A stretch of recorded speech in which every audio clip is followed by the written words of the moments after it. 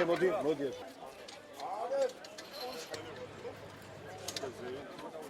რეალური სიტუაცია ფილიპსენ დაუნდა ყოველმე 13 დღეში.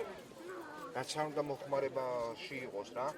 ყველა სულაცავს საქართველოს დამოუკიდებლობის დღეს 26 მაისს. დღეს მთლიან საქართველოში 11 ქალაქში წარმოდგენილია თავდაცვის სამინისტროს შეიარაღების სხვადასხვა ნიმუშები.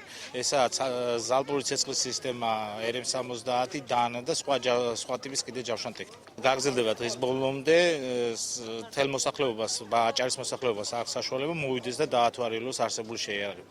მართალია ბევრი რამე აკლია, არ ჩამოიტანეს ლაზიკა, არ ჩამოიტანეს ის რა ქვია გრადის ტიპის დანადგარი ქართველების ბევრი რაღაცა არ არის, მაგრამ მაინც ერთგვარი ის ხალხი, ვისაც სამხედრო და საქართველოს თავდაცვა აწუხებს და საქართველოს ბედიღბალი აწუხებს, მათთვის სტიმულის მომცემია ეს, ჩემის აზრით.